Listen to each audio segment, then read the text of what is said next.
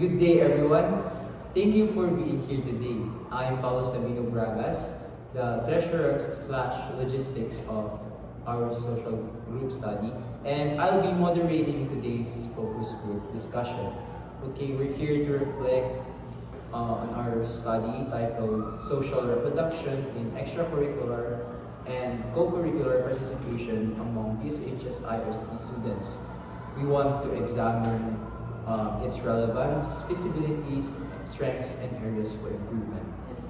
This session will last about 25 to 30 minutes or possibly more. And before we begin, I'd like to inform you that this discussion will be recorded for documentation and analyzation purposes. The recording, the recording will stay within the research team, and your participation is voluntary. You may skip any question or withdraw at any time. We will not use real names in our paper, and we want to ask everyone to keep this discussion confidential. Is everyone okay to proceed with the recording? Yes. Okay, before I'd like to start with the first question, I want please everyone to state their name first on the first question or first time they answer, and then state their role in their social science study. Okay. So the first question is, what motivated us to choose this research topic? So, I am Ichiro Madriaga and I am the communicator for our study.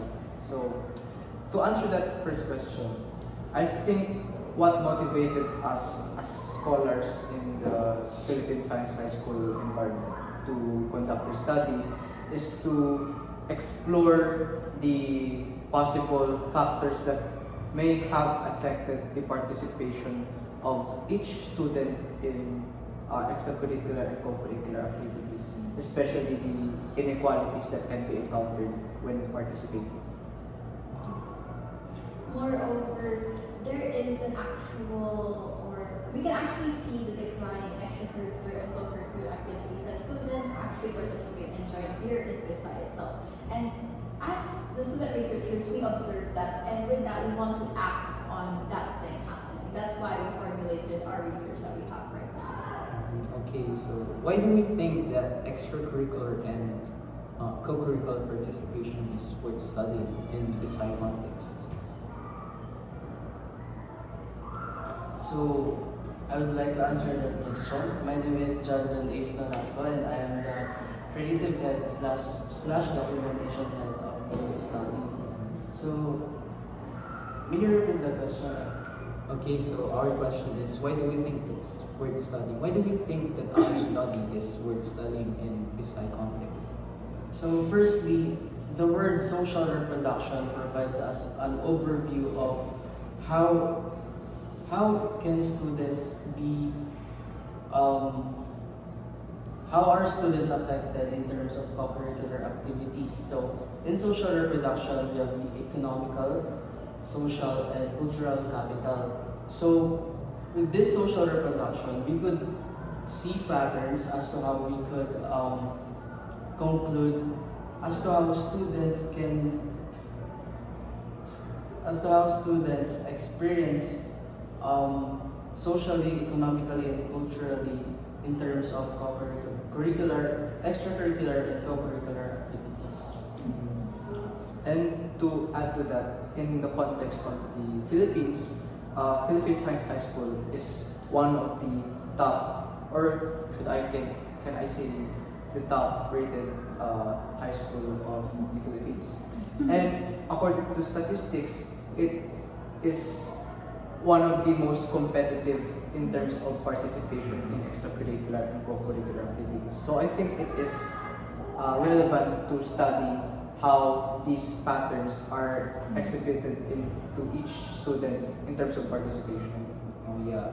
So indeed, it's a bit arbitrary to say that PSI system of high schools is is the top. It is indeed one of the top performing and more competitive or well known in competitions, and we're trying to see how in the context or inside PSI itself are the people being actually equally represented.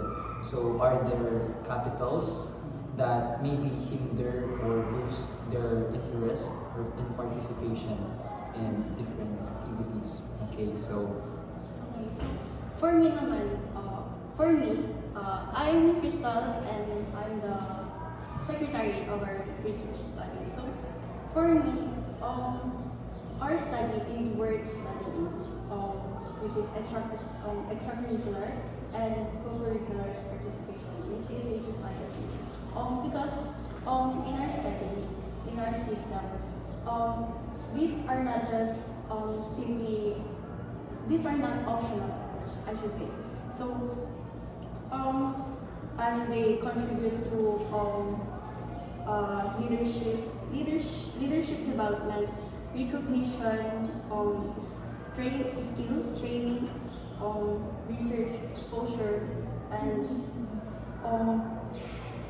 like a preparation for a higher education.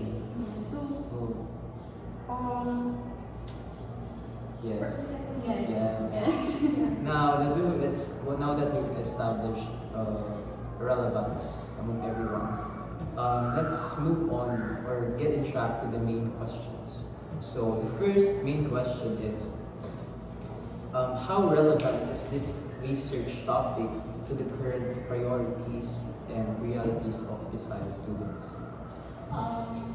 I did not introduce myself earlier. I am Juliet Urquilla, the studies head or leader of the study. The study is relevant to the PSI system in general because all scholars have an extracurricular activity or a co-curricular activity. This includes their clubs or their interests or their hobbies and their competitions.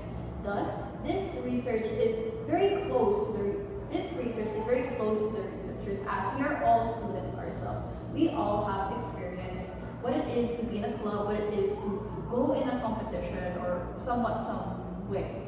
So this study is relevant because we know from ourselves, from our observations, what factors limit us and what factors boost our participation, what influence the participation in these activities. Thus, we can actually see what factors we see and try to apply them into a wider scale of the students here in PSI on what influences their activities and their participation. Yeah. You agree? Yes. Okay, so yes, indeed, I agree. No, it's a priority for some, and for some, it's because of their participation in competitions and extracurriculars because it's one of possible credibility for applying for college, and maybe it's also purely for interest or improving their skills. So it is indeed relevant to us because of these said factors. And would anyone else like to add in? I think it's clear. Oh, that's okay. Okay, so moving on, have we observed any personal observations or experienced the effects of social reproduction in participation to extracurricular activities? Oh, so I think it is very evident that as we are studying the factors that can influence the participation, we can also apply those responses to our personal experiences. So, for example, in social capital, one factor that can be an influencing aspect that can affect the participation of a student is the, let's say, confidence or the motivation of a student to participate. So, I think we can connect it to our personal experiences, especially, of course, in regards to our position as scholars of the Philippine Science High School system. So, I think one observation that I can see is that there are differences in terms of how students are motivated or being motivated into joining these programs or activities. For example, some students are motivated by others or some students are motivated by themselves or by themselves. Okay. They could be motivated through their ambitions, or they could be motivated by the recognition of others. So indeed, no, there are different kinds of motivations of how students participate. However, going back to the track a bit, well, how we observe personal effects of how we observe personal or how we see personally the effects of the different kinds of capital, social, economical, and cultural to the interest or the participation rate of desires. If we are thinking more of a more smaller image, let's say for example, the MUN and Debate Club. The MUN and Debate Club is known for how many trips they go outside school for social science or politics related competitions. However, majority of these competitions are self-taught, if not all. There are no competitions that are funded by the school except for the system-wide competition. Thus, students shoulder from around 3K worth of expenses just to really pursue their interests. So from that alone, we can see the comparison of how big the numbers are and to how many people have to shoulder that. How many? One scholar, just to pursue their interests. So really, it is a relevant topic to be talking about. And I personally experience this because my club mates are one of these people, and I really think we need to address this topic. Okay, so how do you think to the others? How do you think that maybe your personal experiences or observed experiences have affected or influenced your understanding of inequality inside the school? So, in addition to the situation that our leader has presented, I think one major aspect in the participation of students or scholars is the financial capital. In our system, not only in our environment, of course, there are challenges that scholars are experiencing, especially in the registration of certain programs or contests, such as the registration fees, transportation fees, material costs, and one factor that can be a demotivating aspect that each scholar receives is the difference in financial status or the inequalities in finances. For example, in our study, we have tackled that we have partial pre and full scholar categories.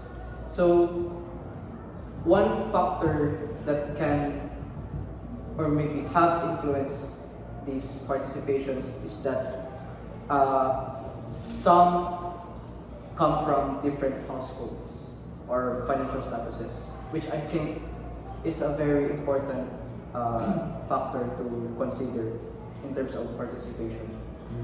So, do you guys think that access to opportunities differs among the students? Yes, I think so. Different opportunities are. Oh, okay. So let's base it on our system. We have been given many opportunities. Each student has been given the privilege to study here. Yes. And these opportunities that have been presented can be influenced by how our students are motivated into actually grabbing that opportunity.